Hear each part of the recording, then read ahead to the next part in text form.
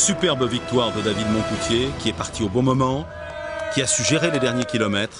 Belle bouffée d'oxygène dans le camp français le jour de la fête nationale. Ça va les gars?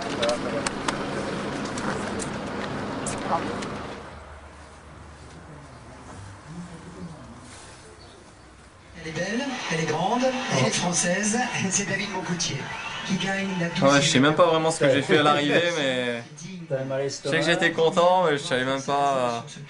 Il disait on va bien manger ce soir. Ouais, voilà. Alors, au début, j'ai pas calculé vraiment que c'était le 14 juillet, mais rien que franchir la ligne d'arrivée en vainqueur sur le Tour de France, j'avais connu ça l'an dernier, mais bon, c'est toujours la même joie, la même émotion, et c'est à part le Tour, hein, c'est tellement grand. Que... David, David, la la la la, David, David, la la la la. Un discours. Allez, à la bonne.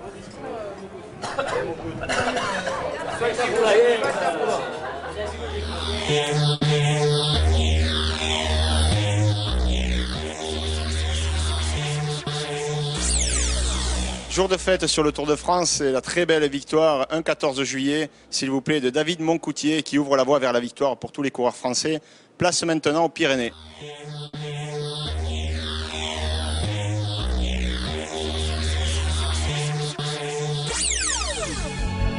Vendredi 15 juillet, Miramas-Montpellier à travers les Bouches-du-Rhône, le Gard et l'Hérault.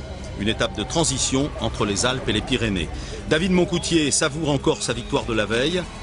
Sous le soleil, le peloton s'élance dans une étape courte, sans grande difficulté.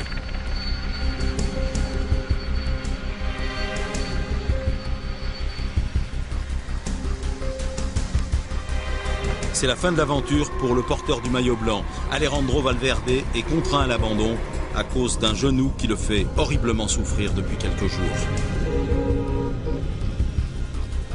La tristesse et les larmes d'un champion qui jouera assurément dans la cour des grands lors des prochains tours. Robbie McEwen consulte lui aussi le docteur Porte, mais le mal est assurément beaucoup moins profond. Kilomètre 17, 5 hommes en tête à l'initiative de Carlos da Cruz. Aux côtés du Français, on retrouve Juan Antonio Flecha, l'Espagnol de la Fassa Bortolo, Chris Horner, l'Américain de Saunier Duval, Thomas Vauclair de Bouygues Télécom et Ludovic Turpin de l'équipe AG2R. Les 5 coureurs prennent le large, 1:15 au 22e kilomètre, 9 minutes 20 au 50e kilomètre. Au cœur du vignoble, le peloton musarde. Les équipiers de Robbie McEwen commencent à lancer la poursuite. Lance Armstrong passe une journée tranquille. Il n'a même pas à solliciter ses coéquipiers. En tête du peloton, les David Amon Lotto ont passé la vitesse supérieure. Pas question de laisser échapper un sprint massif, propice évidemment à Robbie McEwen. L'avance des hommes de tête font à vue d'œil 5 minutes au kilomètre 84. 30 secondes à 14 km de l'arrivée. C'est alors que Sylvain Chavanel démarre du peloton, qu'il rejoint les hommes de tête et poursuit son effort. Allez, ça peut se faire, ça peut se faire. Je sais que ça peut se faire, Sylvain. Allez, mon grand.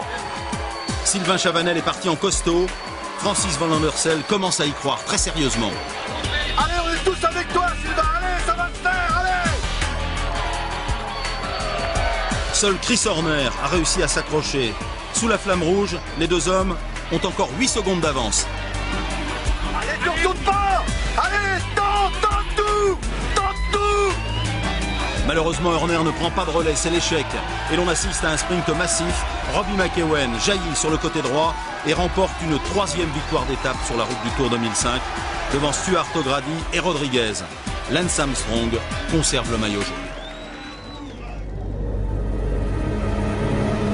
Le 16 juillet, le peloton quitte Agde pour Axe 3 Domaines. C'est la première étape pyrénéenne à travers l'Hérault, l'Aube et l'Ariège. Très vite, 10 hommes se retrouvent en tête de la course. Il y a là le Suisse Alexandre Moos, l'Autrichien Jörg Teuchnig, le Belge Philippe Gilbert, les Italiens Nardello et Garzelli, l'Espagnol Garaté, 2 Français, Tacruz et Beneteau, et 2 Ukrainiens, Grifko et Krivtsov. Le peloton navigue à plus de 9 minutes et ne paraît pas préoccupé par cette attaque qui semble prématurée. C'est alors que surgit la première grosse difficulté de la journée, le port de Paillères et ses 15 km à plus de 8%. Le groupe de tête explose, ils ne sont bientôt plus que 3, Beneteau, Totschnig et Garzelli.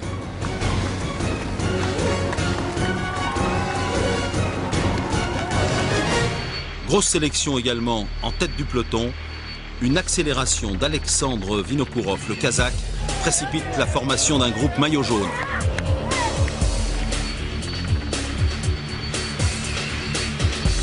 Privé de ses équipiers, Lance Armstrong semble légèrement en retrait quand Jan Ullrich attaque une première fois. Il tourne la tête pour voir si Armstrong a suivi. A priori, il a tardé à embrayer, mais sans paniquer, le maillot jaune réagit et comble les 50 mètres qu'il avait concédés.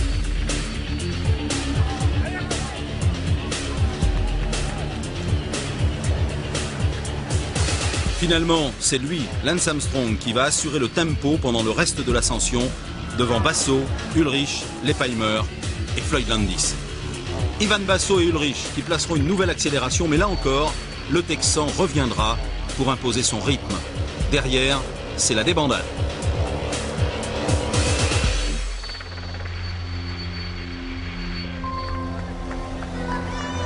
Michael Rasmussen, Andreas Klöden et Francisco Mancebo n'ont pas pu suivre le groupe Armstrong.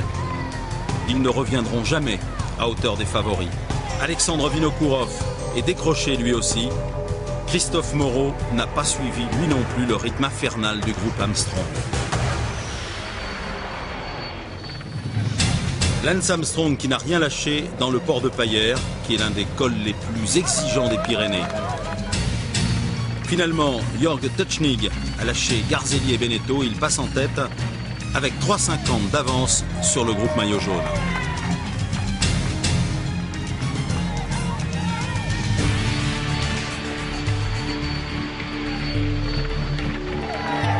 Totschnig a assuré dans la montée du port de Paillères. Il n'est plus qu'à 30 km de l'arrivée. Le groupe Armstrong passe à son tour. Dans la descente, il assistera au retour de Rasmussen, de Cadel Evans, de Mancebo, de Klöden et de Zubeldia. Dans la traversée d'Ax-les-Thermes, Totschnig possède près de 4 minutes d'avance. Un écart qui va lui permettre de gérer l'ascension vers le plateau de Bonascre. Derrière, c'est la grande bagarre entre les favoris. Très vite, il ne reste plus qu'Armstrong, Basso et Ullrich. Ullrich qui coince à 2 km de la ligne après une nouvelle accélération de l'Américain.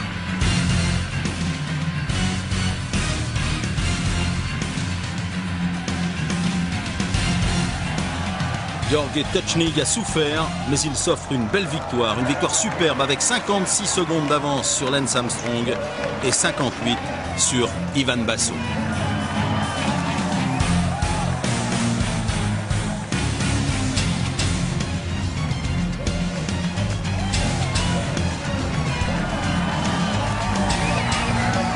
Jan Ullrich n'a finalement concédé que 20 petites secondes au maillot jaune. Mais l'histoire retiendra qu'un Autrichien de 34 ans est allé au bout de lui-même pour s'offrir la plus belle victoire de sa carrière.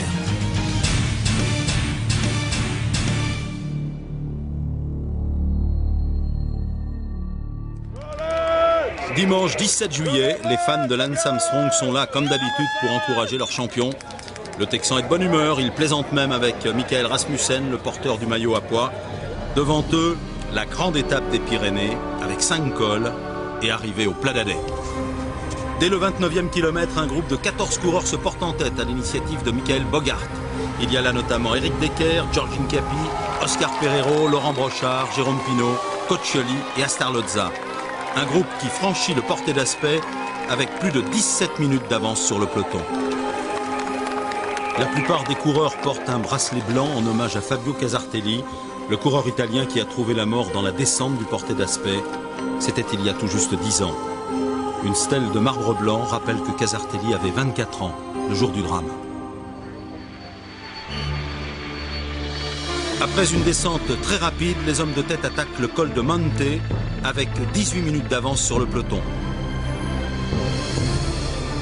La poursuite n'est pas encore lancée, mais les leaders sont vigilants. Comme au sommet du porté d'aspect, c'est Eric Decker qui passe en tête.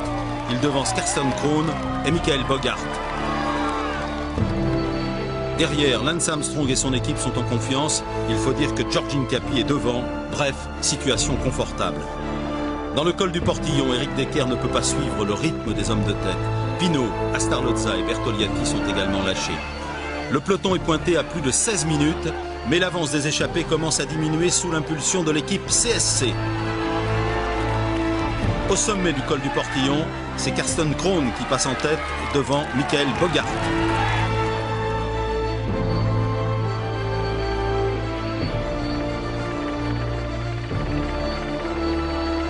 Les échappés toujours dans le col de Perresourde. Dans la roue d'Oscar Pereiro, il y a là Bogart, Brochard, Sevilla, Hincapie et Coccioli, le petit grimpeur du Crédit Agricole.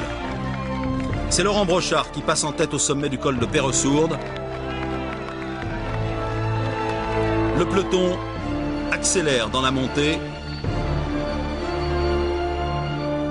Et après une descente très rapide, il revient à 11 minutes des hommes de tête. On est maintenant dans l'ascension du col du Val-Louron, 5e difficulté de la journée. Et c'est Ivan Basso qui attaque à 5 km du sommet. Un seul coureur, Lance Armstrong, réussit à s'accrocher. Derrière, Jan Ullrich est à la peine, mais il reviendra avant le passage au sommet. Jan Ullrich, comme d'habitude, a bien géré son effort. Il garde Basso et Armstrong en point de mire avant de reprendre leur roue et de récupérer. L'accélération d'Ivan Basso fait mal à Michael Rasmussen, qui est décramponné. Lâché également Christophe Moreau. Christophe qui en garde sous la pédale en pensant à la dernière ascension vers le Pla d'Adet. Lance Armstrong est toujours dans l'allure. Les supporters l'ont accompagné tout au long de cette journée marathon dans les Pyrénées. Au sommet du col du Val-Louron, c'est Laurent Brochard qui passe en tête devant Oscar Pereiro. Le peloton est revenu à 7,40 des hommes de tête.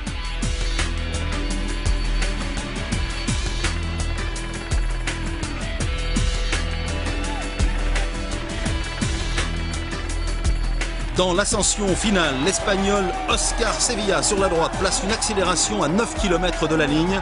Une accélération qui va dynamiter le groupe de tête. Oscar Pereiro va en profiter pour contre-attaquer en compagnie d'Hincapie et de Bogart.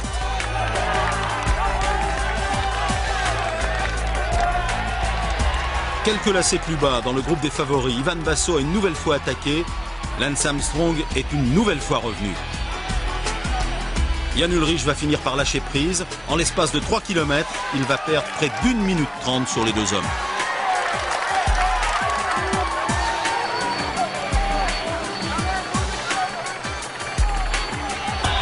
Devant, la victoire va se jouer au sprint. George Hincapie, qui n'avait pas pris de relais et qui était donc le plus frais, s'impose facilement devant Oscar Pereiro. Belle victoire en altitude pour le plus fidèle équipier de Lance Armstrong, le seul coureur à avoir accompagné le Texan lors de ses 6 victoires sur le Tour de France.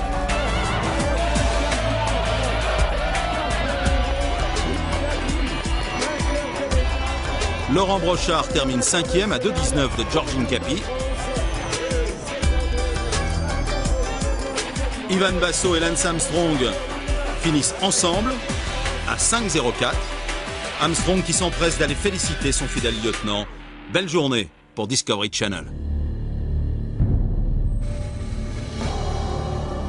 Très loin derrière, un premier peloton va terminer à plus de 36 minutes.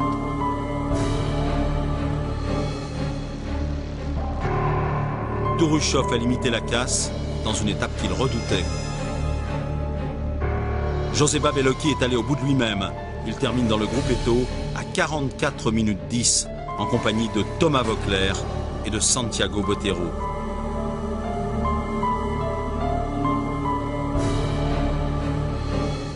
Demain, c'est repos sur la route du Tour, mais déjà, c'est l'Aubisque qui se profile à l'horizon. 16e étape du Tour de France, Et dernière étape dans les Pyrénées, Oscar Pereiro et George Hincapie ont encore en tête le sprint du Pla d'Adet. Le peloton s'élance pour une étape de 180 km à travers les Hautes-Pyrénées et les Pyrénées-Atlantiques. Dès les premiers kilomètres, les attaques se succèdent. 11 hommes se retrouvent en tête de la course, parmi eux Cadel Evans, Cédric Vasseur, Ludovic Turpin, Flecha, Jérôme Pinault et Anthony Gélin. Un groupe percutant dans lequel Juan Antonio Flecha et Cédric Vasseur sont les plus entreprenants. Derrière, le peloton roule très vite et c'est la chute. Plusieurs coureurs se retrouvent à terre, parmi eux Comesso, Brandt, Arrieta et Andreas Klöden. Klöden touché au poignet droit et qui sera contraint à l'abandon le lendemain à cause d'une fracture du scaphoïde. Au 45e kilomètre, le peloton navigue à 5 minutes des échappées. C'est alors que Serrano décide de partir en contre-attaque. Nous sommes dans l'ascension du col de Marie-Blanque, sur des pentes particulièrement difficiles. 1 kilomètre plus loin, c'est Alexandre Vinokourov qui accélère. Il sera très vite dépassé par Pereiro et Mazzoleni. Les deux hommes passeront au sommet avec 2,50 de retard sur le groupe de tête. Le peloton ne réagit pas. Ulrich est vigilant, il revient sur Carlos Sastre. Une accélération sans conséquence pour Lance Armstrong. Tous les favoris sont là. On croyait tout rentrer dans l'ordre dans le peloton. Mais Alexandre Vinokourov, encore lui, démarre et finit par revenir sur Roberto Heras. Mais finalement, le groupe Armstrong fait bonne garde et on assiste à un nouveau regroupement.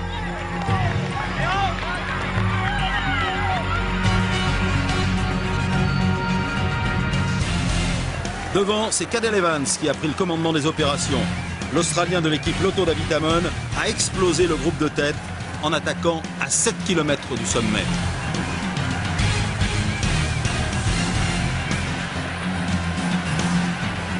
Un sommet qu'il atteint seul, avec 1 minute d'avance sur Pereiro, Zandio et Mazzoleni.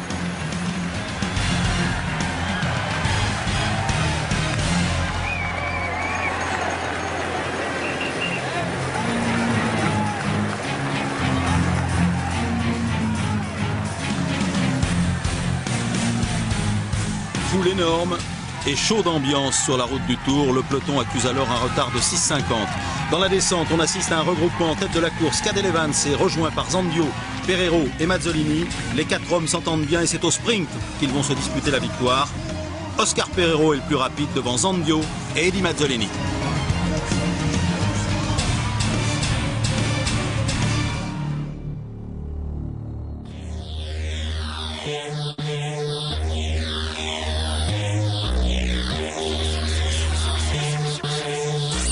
Les Pyrénées, toujours redoutables, sont maintenant derrière. Lance Armstrong a bien été attaqué, mais il n'a pas tremblé, il s'est parfaitement bien défendu. Il entame maintenant sa marche triomphale vers Paris. Place aux baroudeurs dans les étapes qui arrivent.